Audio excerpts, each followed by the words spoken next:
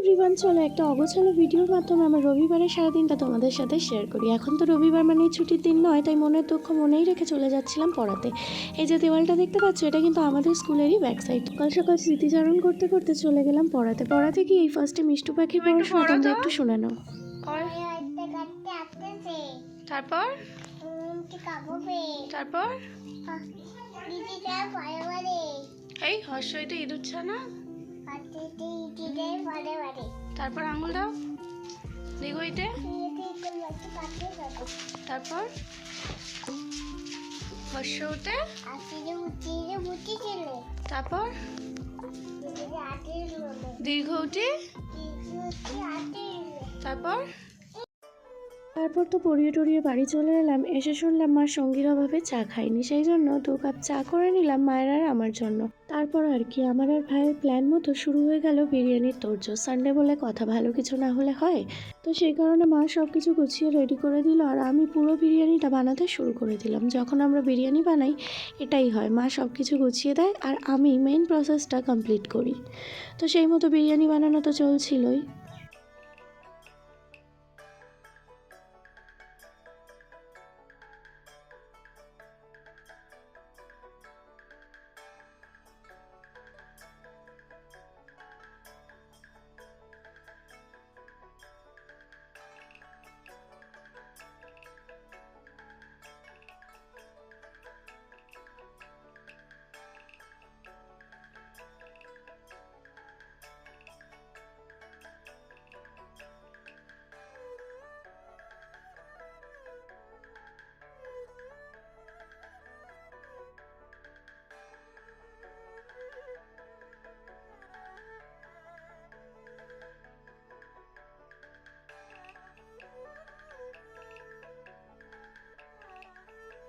আচ্ছা, মা দই আনতে ভুলে গিয়েছিল আর বাড়িতে দই বসানো হয়নি, সেই কারণে আমি চিকেনটাকে দই ছাড়াই ম্যারিনেট করে রেখেছিলাম। তারপর বাবা দই এনে দেওয়ার পর আমি চিকেনটাকে দই দিয়ে ম্যারিনেট করে নিলাম।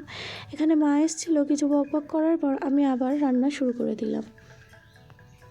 তারই মাঝে এক কাকিমা দিয়ে গিয়েছিল সজনার ফুল, তো মা এই ফাঁকে ফুলগুলো ছাড়িয়ে রাখছিল, বড়া করবে সেই জন্য।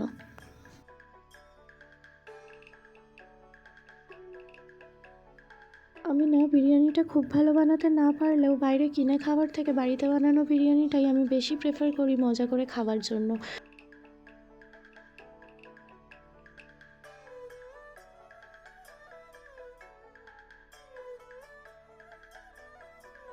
বিরিয়ানিটা দমে বসানোর পর যেহেতু বিরিয়ানি হয়েছে আর আমি দেরি করে আজকে একদমই খেতে পারবো না, সেই কারণে আমি চলে গিয়েছিলাম স্নান করতে।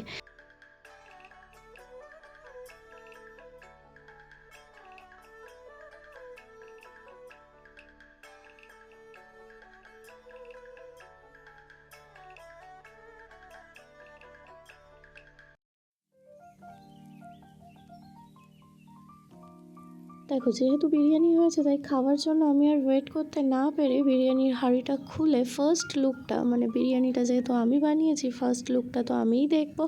তো সেইটা দেখার পর তারাও তোমাদেরকেও একটু ভালো করে দেখিয়ে দিই।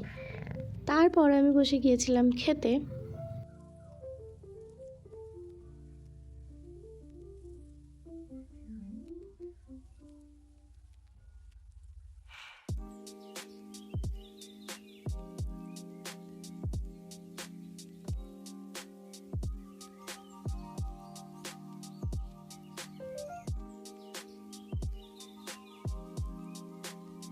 তারপর তো ঝটপট করে খেয়ে নিলাম, কারণ 3:30 থেকে আমার আবার পড়ানো ছিল। তাই খাওয়ার পর তোমাদেরকে ছাদে একজনের সাথে দেখা করতে নিয়ে যাব, চলো।